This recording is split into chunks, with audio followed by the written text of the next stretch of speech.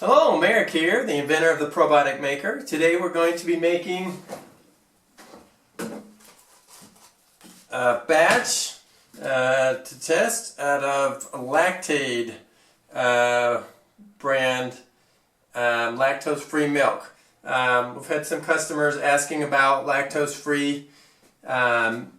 Probiotics, they consume the lactose in regular milk, and that's where they get the energy to grow. That lactose is the natural milk sugars.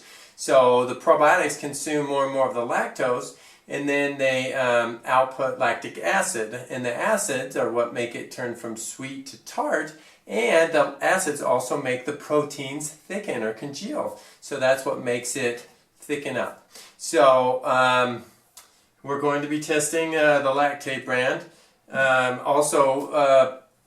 You may want to do some research, study, and talk to your doctor. There's some cases where lactose intolerance, you might be able to be helped with that. For example, my wife used to be lactose intolerant up until about 10 years ago. And then when she was having one of our children, she ended up no longer being lactose intolerant, and she'd been fine for all these years. And then recently she was put on an antibiotic.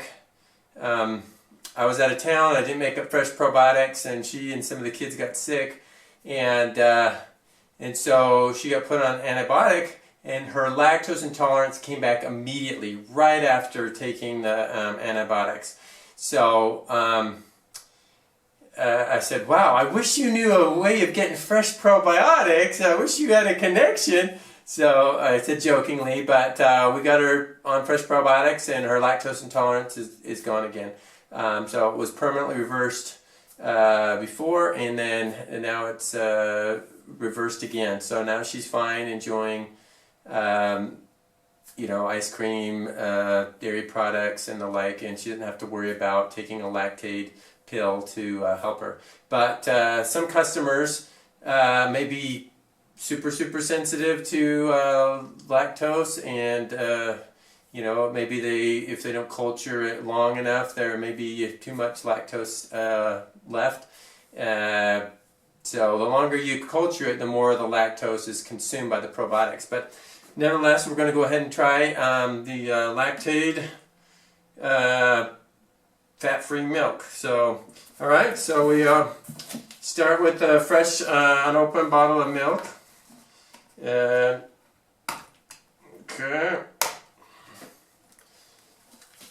And remember, always start with a fresh starter packet. Whatever size bottle you use, always use an entire packet.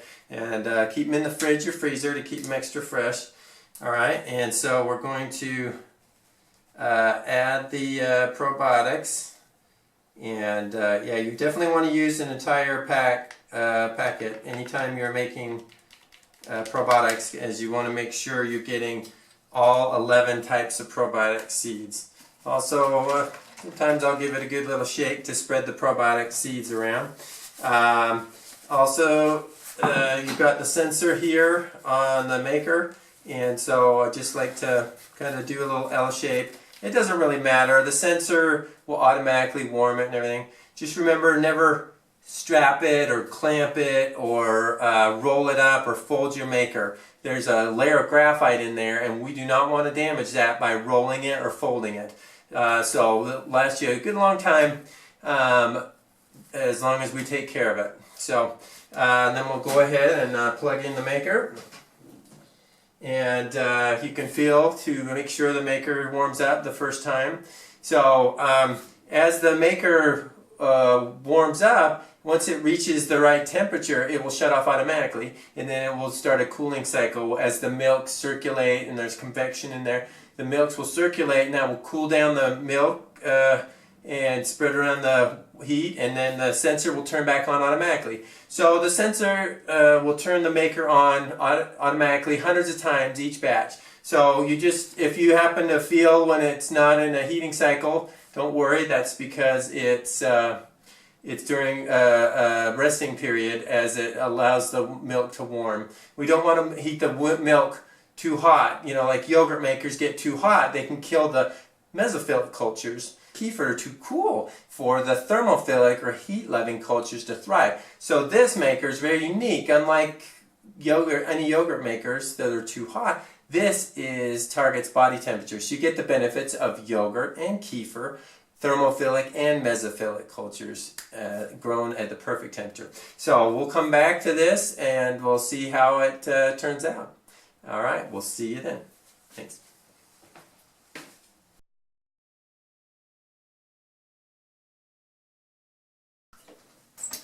Welcome back. Let's go ahead and unplug the maker and slide the maker off. And let's go ahead and we went quite a bit extra time on these experimental batches, so we're going to, you can see in there, you can see the whey separation. Remember, this is warm, so we usually don't want to shake it. But yeah, you can see it definitely worked.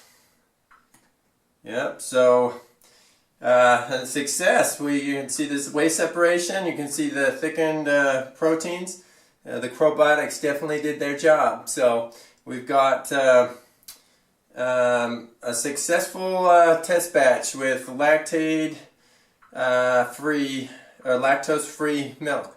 So we'll go ahead and place that in the fridge, let it cool completely, and then flavor it like we do other batches. And remember, you can always flavor it. So please remember to like, share, comment.